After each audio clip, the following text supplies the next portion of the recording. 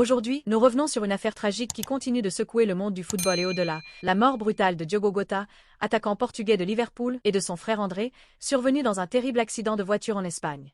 Dans cette vidéo, nous allons détailler ce que révèle l'enquête de la police espagnole, les circonstances exactes de cet accident et les premières conclusions, pour tenter de comprendre ce qu'il s'est réellement passé cette nuit-là. Mais avant de vous dévoiler tout, abonnez-vous à ma chaîne et activez la cloche de notification. C'est fait? Alors, commençons. Tout a commencé dans la nuit du mercredi 2 au jeudi 3 juillet 2025, aux alentours de minuit 35, lorsque Diogo Jota et son frère André circulaient à bord de leur voiture sur l'autoroute A52, au kilomètre 65, tout près de la commune de Cernadilla, dans la région isolée de Sanabria, au nord-ouest de l'Espagne, non loin de la frontière portugaise. Les deux frères étaient en route vers Santander, une ville portuaire où Diogo devait embarquer à bord d'un bateau pour rejoindre l'Angleterre, afin de retrouver son club de Liverpool.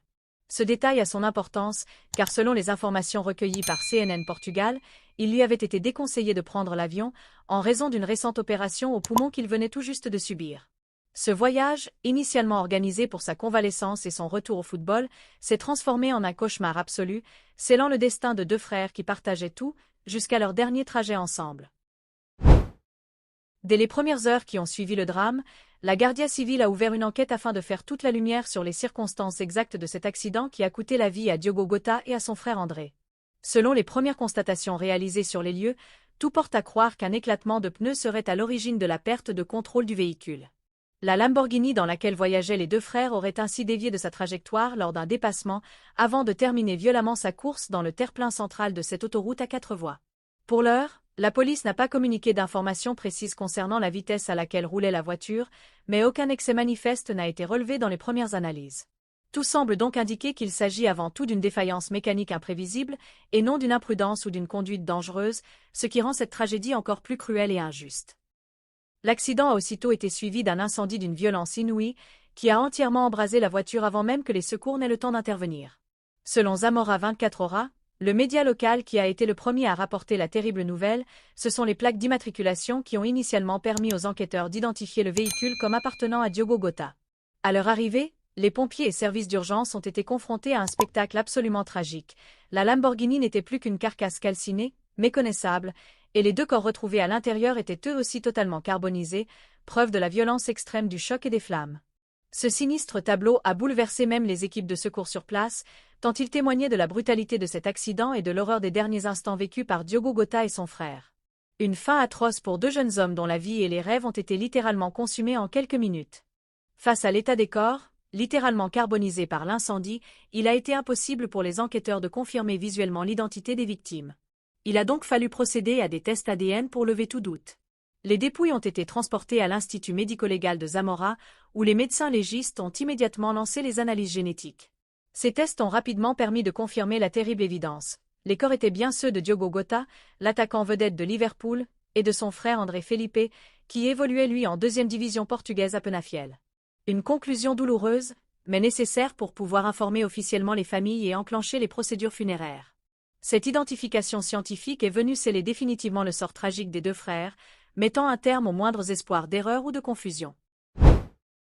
La confirmation officielle de l'identité des victimes a plongé la famille Jota dans une douleur indescriptible. Présents dans la région au moment du drame, les proches de Diogo et d'André ont été immédiatement entourés par des équipes de soutien psychologique, dépêchées sur place par le gouvernement régional de Castille et Léon pour les aider à traverser cette épreuve d'une violence inouïe. Conscientes de l'ampleur médiatique du drame, les autorités locales ont aussi mis en place des services d'information spécifiques en portugais et en anglais, afin de répondre aux innombrables sollicitations des journalistes, mais aussi des supporters bouleversés à travers le monde. Cet accompagnement a été essentiel pour permettre à la famille, déjà terrassée par la perte de deux fils, de gérer l'onde de choc et l'attention internationale suscitée par cette tragédie. La disparition brutale de Diogo Jota a déclenché une vague d'émotions planétaires, bien au-delà des frontières du Portugal et de l'Angleterre.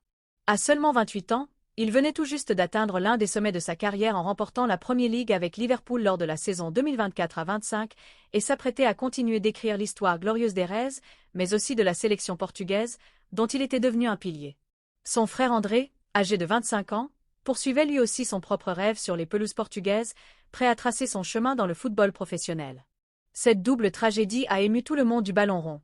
Les hommages se sont multipliés, venant non seulement de ses coéquipiers et de nombreux clubs adverses, mais aussi de milliers de fans anonymes qui ont tenu à saluer la mémoire d'un joueur dont ils n'oublieront jamais ni les buts spectaculaires, ni la détermination farouche, et encore moins l'humilité sincère qui le caractérisait, sur et en dehors du terrain. Voilà ce que révèle l'enquête actuelle sur la mort de Diogo Jota et de son frère André.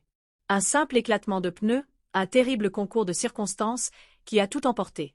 Dites-nous en commentaire ce que vous retenez de Diogo Jota, ses plus beaux buts, ses performances marquantes ou tout simplement un message de soutien à sa famille. Si la vidéo vous a informé, pensez à aimer la vidéo, à vous abonner et à activer la cloche pour ne rien manquer de nos prochaines vidéos sur l'actualité du football et d'autres histoires marquantes.